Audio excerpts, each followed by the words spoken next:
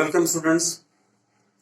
In today's class, first I will solve some problems which you have given me for the last classes and especially the question I have given to you. So the first question I have given to you about what is the CGS unit of the speed. First of all, I will like to do the CGS. There are system of units like length, mass and time. Length, when it is represented in meter, then mass is taken as kilogram and time is taken as CGS. This system of unit is known as MKS system. क्या बोलते हैं इसको? MKS system of unit. And if length is taken in centimeter, mass in gram and time in second, then it is known as CGS system of unit. तो generally आपको,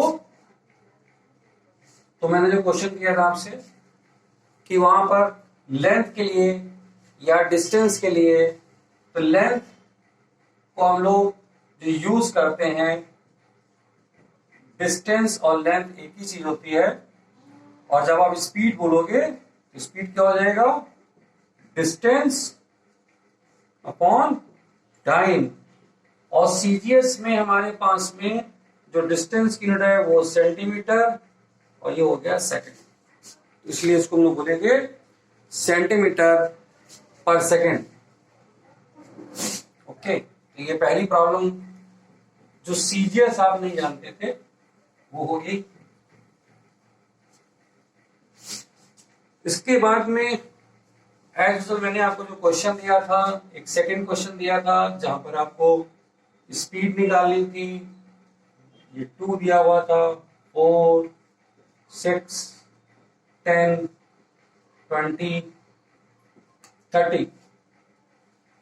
Here again आपको 2 point लेने थे. Select the 2 points like there A, B and C. और speed, ये XT graph था. XT graph में हम लोग स्पीड को बोलते हैं यहां पे slope of XT graph, position time graph का जो स्लोप है. और ये क्या था हमारा? Y intercept upon x intercept. इसकी लेंथ ये 30, ये 10, कितनी हो गई? 20. ये कितना? 6, ये 4, माइनस किया, दिस बिकम्स 4, हो गया 5 मीटर पर सेकेंड. स्लोप निकालना सीख लीजिए, कुछ नहीं है इस क्वेश्चन में.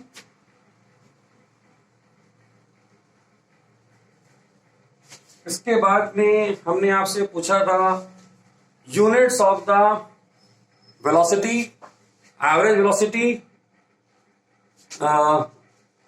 Average velocity. वेलोसिटी चाहे कैसी भी हो, unit is same for the speed, average speed, velocity और average velocity. For all the cases, for all the physical quantities, unit is same metre per second. For the acceleration it is meter per second square. Then the another question was there regarding the, जिसमें कि आपको find करना था acceleration.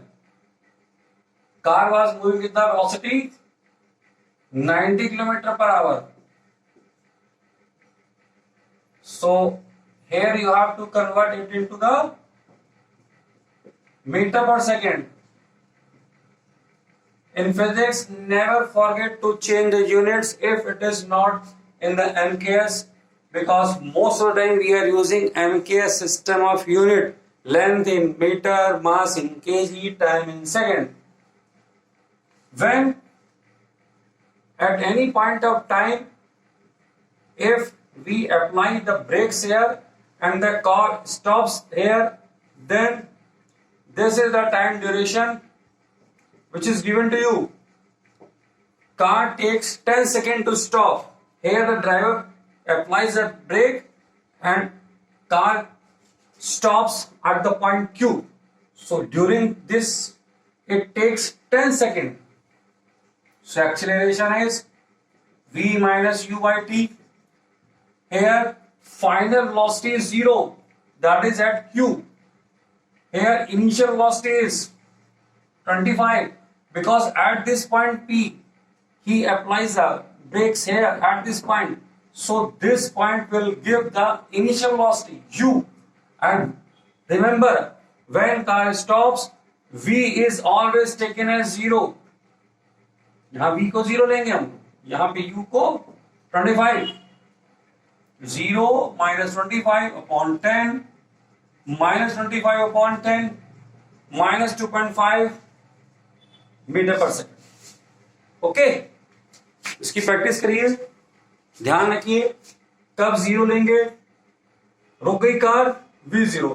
अगर rest से start करते हैं कोई भी car starting from the rest and gain the speed of से 20 metre per second, the rest जो हमारा स्टार्टिंग से लेंगे तो यू हो जाएगा हमारा 0.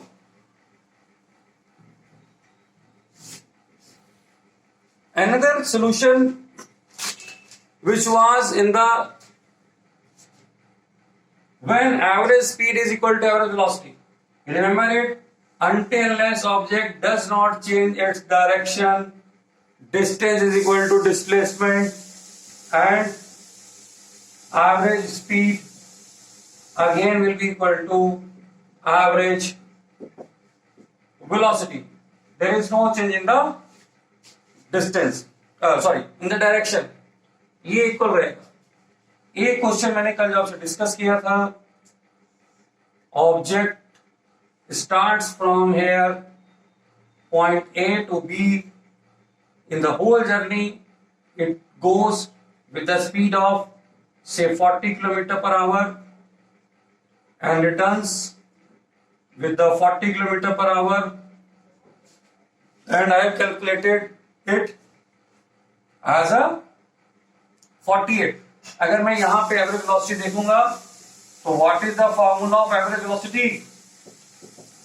The formula of average velocity is displacement upon time. Here object reaches at the initial point, तो डिस्प्लेसमेंट इज 0.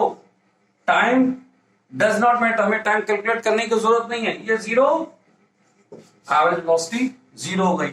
लेकिन यहाँ पे जब हमने एवरेज स्पीड कैलकुलेट करके दिया था आपको, that was the 48 kilometre per hour. तो डिफरेंस है क्योंकि डायरेक्शन चेंज हो गई.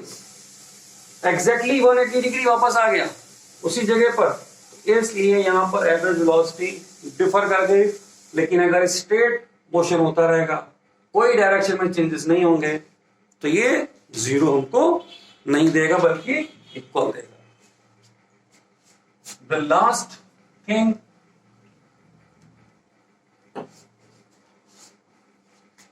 एवरेज स्पीड से रिलेटेड फिर से मैं आपको एक फॉर्मूला दे दूं. ये फॉर्मूला आपको कहता है total distance travelled and the total time taken. मैंने जो आपको एग्जांपल दिया था कि object is travelling with v1, time taken t1, और इसमें इस जर्नी में डिस्टेंस ट्रेवल किया था उसने x1. एक सेकंड केस में ऑब्जेक्ट जा रहा था v2 से, t2 टाइम ले रहा था, और इस केस में डिस्टेंस है x2. ये हमने एज्यूम किया था. ये दोनों केस मैंने यहाँ पर लेट किए थे. मुझे केवल v1 t1 और v2 t2 गिवन थे. ये पार्ट मुझे गिवन नहीं था. तो v एवरेज निकालने के लिए मुझे टोटल डिस्टेंस ये, तो आई हैव अज्यूम्ड कि ये x1 x2 है और ये टाइम मुझे गिवन है इस क्वेश्चन में t1 t2। अब प्रॉब्लम ये है कि हमारे क्वेश्चन में हमको v1 t1 v2 t2 given है दोनों केसेस का, और इस दो जर्नी का मुझे एवरेज निकालना है। ये जो पैरेलल लिखा हुआ है, अगर आप चाहें तो इसको ऐसे भी बना सकते हैं, एक के पीछे एक बना लीजिए कि यहाँ वेलोसिटी v1 से गया, यहाँ से इससे, इसको A कर लीजिए, इसको B कर लीजिए, इसको C कर लीजिए। अगर आपको पैरेलल दिखाने में समझने में दिक्कत है, आगे पीछे लगा लीजिए इसको इस तरह से, A to B journey with v1 velocity, time taken t1, B to C velocity v2 and time taken t2। लेकिन ये डिस्टेंस गिवन नहीं है हमको, ये डिस्टेंस गिवन नहीं है हमको इस क्वेश्चन में।